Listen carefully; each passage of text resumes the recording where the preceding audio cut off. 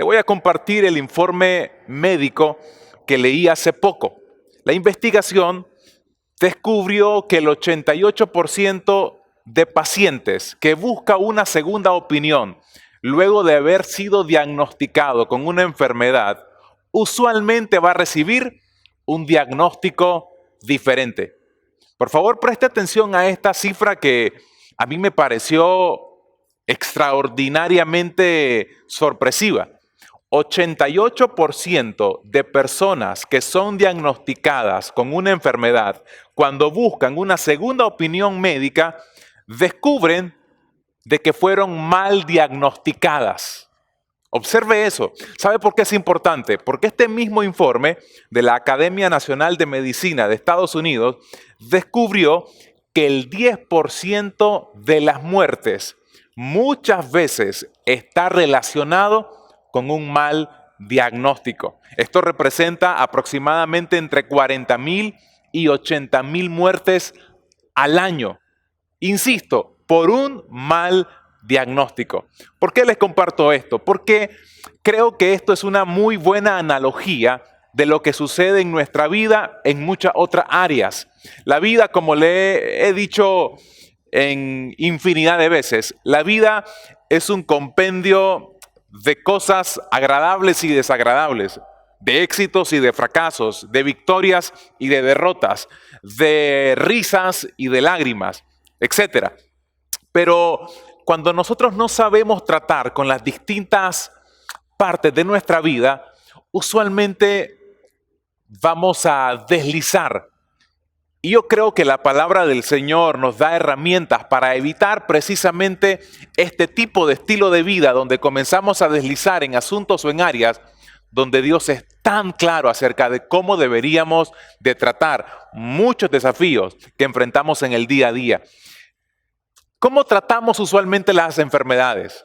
Yo le quiero pedir que por favor preste atención a esto que en una ocasión me puse a pensar en cómo nosotros usualmente tratamos cuando estamos enfermos por algo. No importa la enfermedad, no importa la gravedad de esta enfermedad, solamente póngase a pensar en un momento cómo lo hacemos.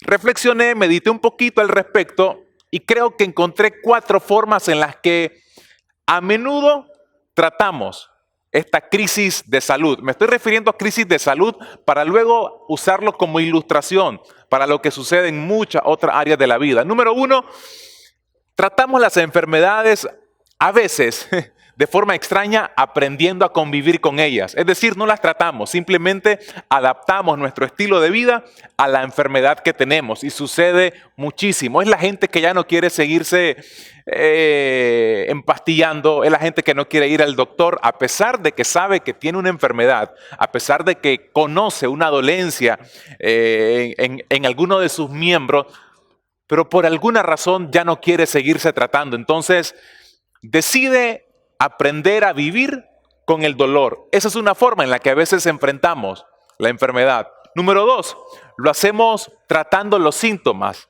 y nada más que los síntomas. Hay algunas personas que pareciera que lo único que les interesa, por ejemplo, es que les deje de doler la cabeza. Y eso es muy bueno porque, por supuesto, a su servidor tampoco le gusta que le duele la cabeza, pero a veces nos duele. Pero pareciera que lo único que nos interesa es quitarnos ese síntoma sin descubrir qué hay detrás del síntoma, qué lo activa. Porque puede haber alguna situación desconocida para mí que esté detonando el dolor de cabeza, por ejemplo. Entonces, este es el segundo grupo que yo creo que también es muy frecuente entre la sociedad. Número 1, les dije, personas que adaptan su vida a la enfermedad. Número 2, personas que solo quieren tratar los síntomas. Número 3, son las personas que intentan tratar la enfermedad, pero con el diagnóstico equivocado. Y como les dije recientemente, cuando yo trato una enfermedad con el diagnóstico equivocado, no importa cuán buena sea la pastilla o la inyección que yo tenga, que me hayan recetado, el mejor tratamiento del mundo jamás va a funcionar con el diagnóstico incorrecto. Y por supuesto, la cuarta forma en la que podemos resolver una enfermedad, un tema de salud, es teniendo el tratamiento correcto y el diagnóstico correcto. ¿Por qué le digo esto? ¿Por qué le comparto esto? Porque me sirve como analogía, como una manera de comparar lo que sucede en el día a día en distintas etapas de nuestra vida. Por ejemplo, todos nosotros tenemos dificultades. No les estoy dando la gran revelación. Todos nosotros enfrentamos distintos desafíos de la vida. Y hoy, por supuesto, es mucho más fácil decirlo porque vivimos durante un tiempo de pandemia y, por supuesto, no estoy descubriendo el agua helada porque es obvio que estamos pasando momentos difíciles a nivel mundial. Pero a pesar de esta crisis y otras crisis que usted pueda estar enfrentando, no importa cuál sea, de salud, de familia, sentimental, económica, laboral, la que usted quiera, no importa, ministerial si le quiere añadir también. De cualquier forma, creo una vez más que a veces nos comportamos como aquellas personas que descubren que tienen alguna dolencia. Número uno, se adaptan a vivir en esa crisis. Adaptan su vida a esa crisis, se conforman. Entonces son las personas que les duele algo, pero no hacen nada para quitar ese dolor. Saben que algo está mal, pero de todas formas no toman acciones para cambiar esa área. Dos, son las típicas personas que tratan solamente los síntomas. Entonces son los que te dicen, mi esposa ya no me ama, mis hijos me odian, me corrieron del trabajo, no tengo plata. Y todos son problemas. Todos son problemas. Pero si somos honestos, son síntomas de problemas aún mayores. Y a veces lo que sucede en la vida es que nosotros lo que queremos resolver son los síntomas de la vida y no los problemas que están provocando estos síntomas. Número 3, la tercera forma en la que usualmente también enfrentamos las crisis y es tratándolo con el diagnóstico incorrecto. Es cuando decimos, no, es que ¿sabes qué? Mi problema es que yo no estudié. Mi problema es que, y comienzan a enumerar lo que ellos creen que es su problema. Sin embargo, por ignorancia, o por orgullo, o por distintas razones, no tienen la razón correcta de por qué están enfrentando lo que están enfrentando. De ahí el título de este mensaje, vaya a la raíz, porque necesitamos tratarlo como el cuarto grupo que le mencioné al comienzo, la gente que usa el tratamiento correcto con el diagnóstico correcto. Quiero hablarle acerca del primer grupo de personas que adaptan su vida a las circunstancias difíciles que ya están viviendo. Y quiero darle un ejemplo bíblico. Por favor, le quiero pedir que me acompañe al libro de Nehemías en el capítulo 2. Versículo 17. Hay un episodio que me parece que ilustra perfectamente lo que les estoy compartiendo acerca de este primer grupo. Ustedes conocen bien el problema, les dice Nehemías, que tenemos. Porque los muros de Jerusalén están en ruinas y sus portones se quemaron. Pero vamos a reconstruirlos. Les cuento rápido el contexto de este episodio bíblico que acabamos de leer. Nehemías, recuerden que era el copero del entonces emperador de la época. Y él tiene la necesidad en su interior de querer ayudar en la reconstrucción de su ciudad natal, de donde él es originario, de Jerusalén. Jerusalén tenía más de 100 años, escuchen esto, más de 100 años de haber sido destruida. Había sido destruida por el imperio babilónico, pero por alguna razón habían familias judías que aún vivían entre las ruinas de aquella ciudad, destruida por el imperio babilónico 100 años antes de la aparición de este hombre llamado Nehemías. Y entonces Nehemías, en su urgente necesidad de querer reconstruir, va a la ciudad de Jerusalén, a las ruinas, y comienza a hacer una suerte de inspección, explora qué tan mal está la cosa. Lo acompañan los líderes de la ciudad, los que vivían ahí. Y entonces, cuando él termina de hacer la exploración, él habla a los líderes y les dice, ustedes conocen bien el problema. Es exactamente lo que sucede hoy por hoy. Muchos de los que están en esta transmisión, muchos de los que están viendo en este momento, saben cuál es el problema que tienen. Saben cuál es el problema en el matrimonio, saben cuál es el problema en el trabajo, saben cuál es el problema en cuanto al pecado que nos aqueja, al asunto que no se ha resuelto. No es ignorancia del tema, no es que desconocemos lo que nos está pasando. Sabemos, si somos honestos, usted y yo casi siempre sabemos, salvo que el orgullo nos lo impida, casi siempre sabemos la raíz de nuestros problemas, pero no hacemos nada. No hacemos nada por distintas razones, no hacemos nada por el mismo orgullo, no hacemos nada porque sentimos que de todas formas será infructuoso, es decir, que no habrá resultados, que no habrá fruto y que ya lo intentamos y entonces como no hubo resultados, no lo voy a seguir intentando. Pero aquí es donde me encanta lo que Nehemías le propone al liderazgo de Israel de aquella época. Vamos a reconstruir. ¿Sabe? Usted ya sabe que el matrimonio está mal, pero necesita tener la convicción, necesita tener la determinación de reconstruir lo que quizás en el pasado se destruyó. Sabe que tiene problemas tal vez con adicción a las drogas, al alcohol, a la pornografía. Necesitamos tomar acciones para cambiar esas circunstancias en las que estamos envueltos desde hace un muy buen tiempo. Algunos saben que su problema son las finanzas, pero no hacen nada para cambiar la forma en la que están administrando el dinero. Saben que no han sido muy buenos administradores, muy buenos mayordomos, como diría la Biblia, para usar una terminología más bíblica. Saben que no han sido muy buenos mayordomos, sin embargo, por alguna razón todavía no accionan para cambiar esa circunstancia. La pregunta del millón es esta: ¿qué va a hacer usted? Si ya sabe cuál es el problema que está enfrentando, ¿qué va a hacer? Necesita tomar acciones. Y el consejo que le quiero dar en esta primera oportunidad es este: reconstruya.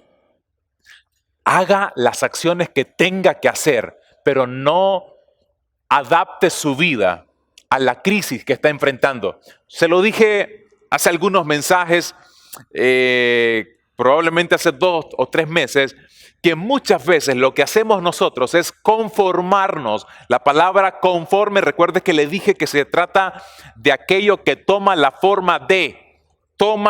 Conforme significa alguien que toma o se adapta a la forma de.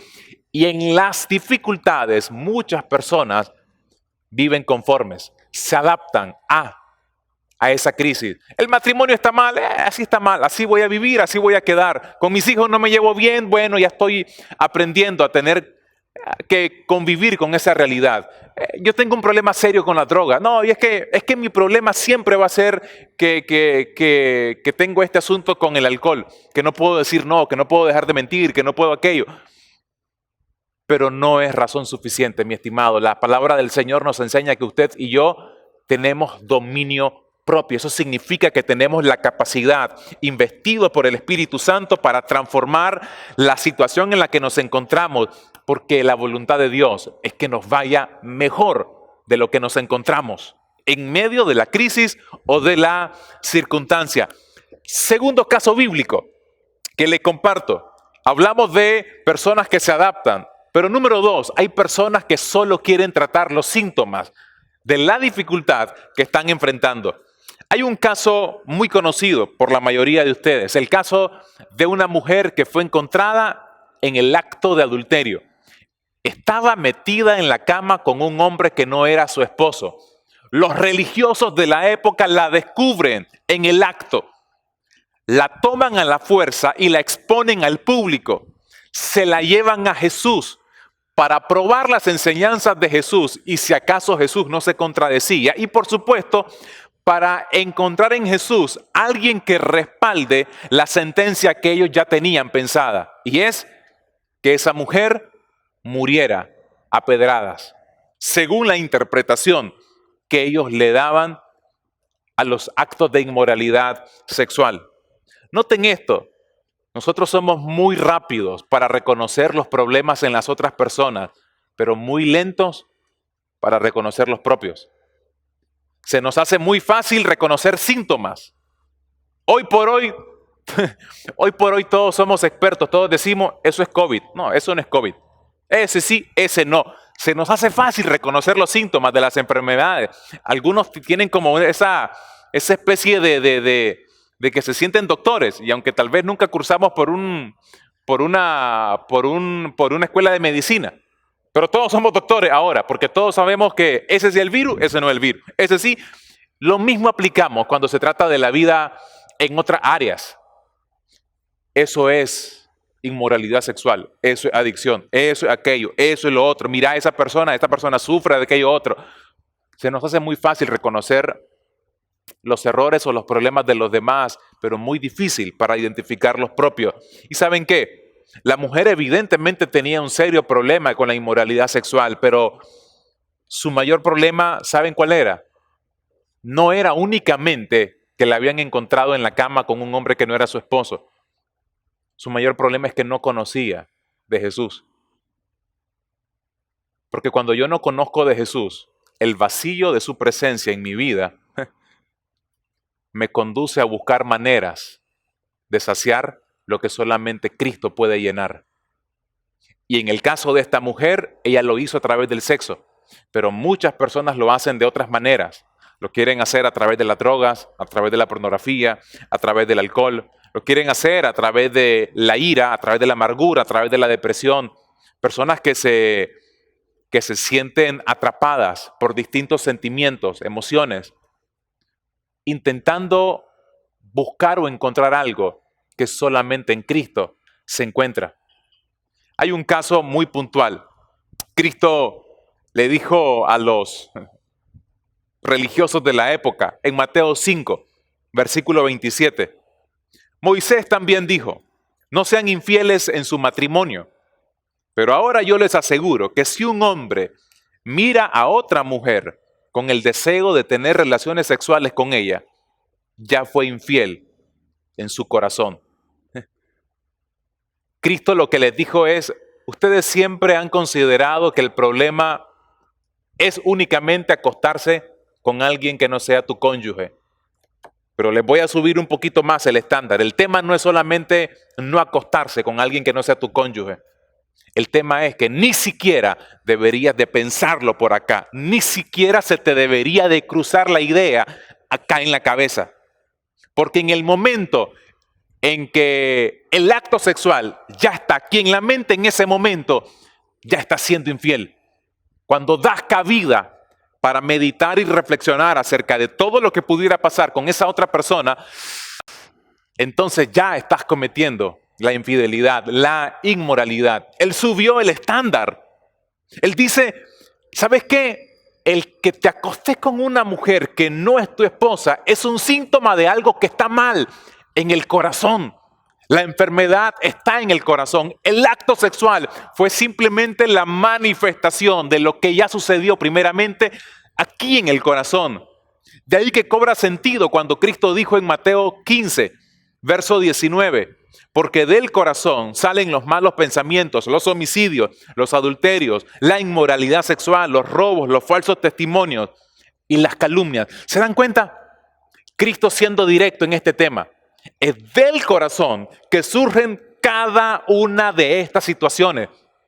Otra vez, tiene mucha coherencia cuando Salomón escribió en aquel famoso pasaje de Proverbios 4, versículo 23, sobre todas las cosas, cuida tu corazón, porque este determina el rumbo de tu vida.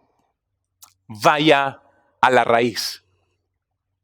Otra vez, vayamos a la raíz del asunto, porque eso determinará el rumbo de nuestra vida. Nos centramos tanto en los síntomas y muy poco en la causa. ¿Qué síntomas han tomado nuestra atención en este tiempo? Descuidando lo que detona nuestras enfermedades. Número 3. Les dije que las personas se adaptan a las dificultades, solo quieren tratar los síntomas, y aquí está lo tercero. Lo tercero tiene que ver con personas que quieren tratarlo, pero con el diagnóstico equivocado, con el diagnóstico incorrecto. Estaba leyendo que el año pasado, 2019, el Foro Económico Mundial presentó los resultados de una encuesta entre millennials, todos aquellos que nacieron después de 1984 hasta el año 2000 aproximadamente.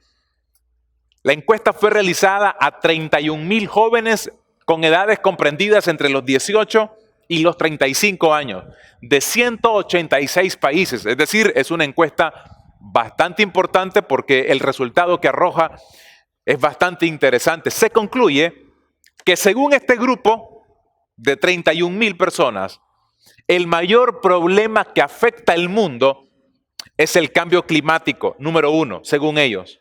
Número 2, las guerras a gran escala. Y número 3, la desigualdad, producto por la discriminación racial o la discriminación que ellos llaman de género. Ellos creen que son los 3 principales problemas en el planeta. Cambio climático, número 1. Guerras, número 2. Y desigualdad racial o por género, según ellos, como número 3. Los 3 grandes problemas para esta generación. Claro, esta encuesta se hizo antes de la pandemia. Si ustedes hicieran esta encuesta hoy por hoy, probablemente el tema de salud estaría en primer lugar, el principal de los problemas. Ahora, la situación que mucha gente estaría pensando que es la principal dificultad que enfrentamos a nivel mundial es que no tenemos la vacuna para el COVID-19. El tema es que estamos acostumbrados a tratar enfermedades, pero con diagnósticos incorrectos. Esto que les mencioné no son problemas. ¿Cómo no? Son problemas. Las guerras son un serio problema. ¿El cambio climático es un problema? Sí, es un problema también. La discriminación, claro, la discriminación no debería de existir para nadie, independientemente de su tono de piel, independientemente de su credo, etc. Pero no son los mayores problemas que este mundo enfrenta. Al menos desde nuestra perspectiva espiritual, los problemas son más profundos. Estos son síntomas de asuntos que tienen mayores niveles de profundidad a nivel mundial. Le voy a dar un ejemplo. Por favor, vaya conmigo al libro de Jueces, en el capítulo 6, versículo 6. Le voy a describir un episodio de la historia de Israel. Israel, durante 7 años, Dios permitió que fueran reprimidos, ultrajados, violentados por un pueblo que se llamaba los madianitas. Y no solamente eran los únicos, también estaban los amalecitas y otros pueblos, pero principalmente los madianitas. Durante 7 años Israel literalmente vivió escondido en cuevas, porque de vez en cuando los madianitas se aparecían, los atacaban, destruían toda la cosecha y mataban a todos los animales de los israelitas. Llega un punto donde Israel pega el grito al cielo y le dice, en Jueces 6, versículo 6, era tal la miseria de los israelitas por causa de los madianitas que clamaron al Señor pidiendo ayuda. Y el versículo 8, entonces el Señor les mandó un profeta que les dijo a los israelitas, presten atención al mensaje que Dios les manda a los israelitas. Esto es lo que dice el Señor. Ustedes eran esclavos de Egipto, pero yo los liberé y los saqué de esa tierra. Yo los salvé nuevamente del poder de sus opresores e hice que esa gente saliera de su tierra y se las entregué a ustedes. Y luego les dije, yo soy el Señor su Dios. Ustedes van a vivir en la tierra de los amorreos, pero no deben adorar a sus dioses falsos. Sin embargo, no me obedecieron.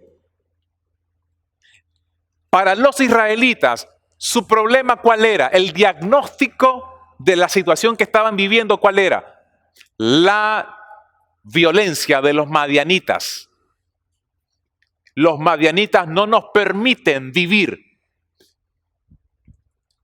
Dios posteriormente les ayuda, levanta a un gran líder que conocemos como Gedeón, y ustedes conocen la historia, se las resumo rápido. Gedeón es levantado por Dios e Israel vive por fin una temporada de tranquilidad, de paz, gracias a que Dios usa a este muchacho, Gedeón, para sacarlos de la crisis que están enfrentando. Pero antes, Les dejó claro exactamente cuál era el problema. El problema Israel, les dice Dios, no es que hay un pueblo que los está oprimiendo. El problema es que ustedes dejaron de escucharme, no me obedecieron, no me hicieron caso. Mis estimados, nuestro problema no es lo que a veces creemos, es que muchas veces no hemos sido obedientes al Señor. ¿Cuántas veces has escuchado mensajes de perdona? Perdona a la persona que te ofendió. Sé diligente. Haz las cosas con excelencia. Aprende a ser honesto, a ser íntegro. No mientas. No hagas esto, no hagas lo otro. Haz aquí, haz allá. Ve ahí. No vaya allá. Y aún así no hacemos caso. Nuestra desobediencia, la rebeldía en nuestro corazón es lo que a veces define nuestro verdadero problema. Jesucristo dijo en Mateo 23, versículo 37, gente de Jerusalén, ustedes matan a los profetas y a los mensajeros que Dios les envía. Muchas veces quise protegerlos, como protege la gallina a sus pollitos debajo de sus alas, pero ustedes no me dejaron.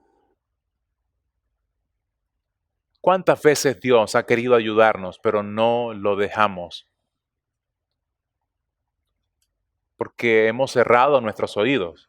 Si somos honestos, muchas veces cerramos nuestros oídos.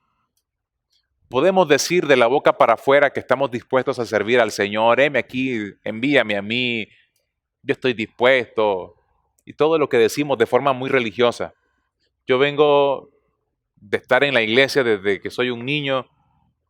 Tengo ya 35 años y básicamente 30 años han sido metidos cada domingo en 4 paredes de una iglesia. Y con mucha ligereza decía, Señor, úsame, aquí estoy como instrumento tuyo en tus manos. Pero una cosa es lo que uno dice y otra cosa es lo que uno vive. Una cosa es lo que uno enseña y otra cosa es lo que uno muestra en el fondo. Y la gente está cansada de los buenos discursos y las buenas teorías cuando no son acompañadas de una vida congruente con esos mensajes. Y nuestro problema es ese, que a veces no somos coherentes. Puede que nos comuniquemos bien, que hablemos bonito, que nos la juguemos delante de una cámara, frente a una cámara, pero en el fondo lo que va a cambiar es que nuestra vida muestre el verdadero mensaje del Evangelio. Pero no va a suceder si mantenemos nuestros oídos cerrados al consejo de Dios. Mis estimados, usted decide cómo enfrenta las crisis. Todos vamos a decidir cómo la enfrentamos. O se adapta a ellas, o solo quiere tratar los síntomas, o quiere tratar la enfermedad, pero con el diagnóstico equivocado. Yo le dije al comienzo que un estudio médico determinó que cuando un paciente busca una segunda opinión, hay un 88% de probabilidad de que el diagnóstico cambie. Este estudio decía que este 88% encontraba o un diagnóstico completamente diferente o parcialmente ajustado. Pero de cualquier forma no se mantenía igual. O le añadían problemas, o le quitaban problemas, o le decían, ese no es su problema es este otro. 88%, casi 9 de cada 10. En la vida necesitamos también una segunda opinión. ¿Ya tiene la suya? Yo tengo la mía, pero necesitamos una segunda, y es la de Dios. ¿Qué dice Dios acerca de nuestras circunstancias? ¿Qué dice Dios acerca de lo que estamos enfrentando? Si hipotéticamente fuéramos a un consultorio divino y nos nos tuviéramos que sentar frente al Señor como nuestro doctor y le dijéramos, Señor, estos son los síntomas de mi vida. Mi matrimonio está mal. Si soy muy honesto, desde hace tiempo no puedo dejar de mentir. En el fondo siento mucha amargura y enojo contra cierta persona. De verdad, si soy muy honesto contigo, Señor, lo que te quiero decir es que conmigo lo que sucede es que no puedo dejar de ver a una mujer que no sea mi esposa. Siento que necesito la aprobación de un novio, en el caso de las damas. Y pareciera de que si no tengo esta droga, no estoy en paz, diría un drogadicto, alguien que reconoce que tiene un síntoma fuerte. Y viene el Señor y te dice, ¿sabes qué? Si quieres que te sea honesto, yo tengo la solución. Y la solución está en que tu corazón sea transformado. Pero muchas veces nos resistimos. Termino con esta historia que escuché hace muchos años a través de un predicador. Me pareció genial, es una historia basada en la vida real. Un misionero brasileño fue a compartir el evangelio a una tribu indígena que por supuesto no conocía acerca de Jesús. Esta tribu tenía la idea equivocada de que las aguas de un río contenían espíritus malos, de tal forma que si ellos se bañaban en las aguas de ese río, ellos podían morir. Entonces, el misionero brasileño, tratando de enseñarles acerca de Cristo, la verdad del Evangelio, la protección del Señor, les dijo, hey, báñense en las aguas de ese río, tranquilo, no tengan temor, no tengan miedo, tratando de mostrarles, pero ellos decían, no queremos, nos da miedo, no nos gusta. El punto es que él viene y decide meterse un poquito en el río para demostrarles que efectivamente no pasaba nada si se metía en el río. Y entonces se metió un poquito, sí, un poquito se metió. Y solamente llegó a mojar sus tobillos. Hasta sus tobillos le llegaba el agua del río. Y entonces dice, hey, vengan, no pasa nada, ¿no se dan cuenta? No pasa nada. Pero entonces la gente decía, no nos metemos. Entonces él se mete un poquito más todavía y el agua le llegaba hasta las rodillas. Y contaba el predicador a quien le escuché esta historia, de que él otra vez insistía, vengan, no pasa nada, mire el agua la tengo hasta acá, hasta las rodillas, no pasa nada. Y las personas le decían al misionero, no nos metemos, peligroso. Y entonces el misionero decide meterse aún más todavía y el agua ya le llegaba básicamente a esta altura. Y entonces, hey, vengan, no pasa nada. Y la gente otra vez, no nos metemos. Espíritus malos. Finalmente el misionero decide sumergirse en las aguas. Sale a los segundos. No pasa nada.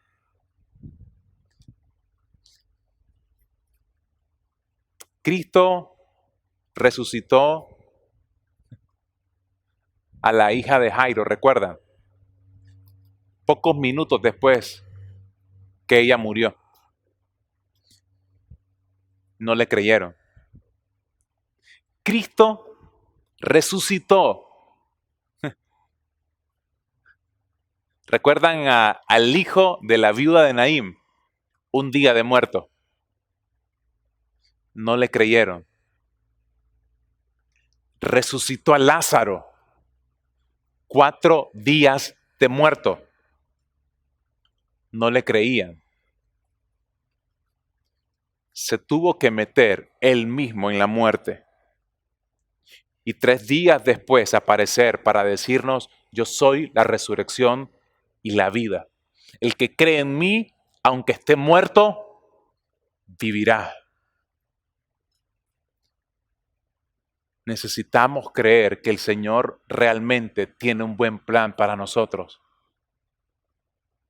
Y solamente cuando abrimos nuestros oídos para obedecer, cuando estamos dispuestos a ir a la raíz del problema que está en nuestro corazón, que es la ausencia de Dios, solo entonces las situaciones van a cambiar en nosotros.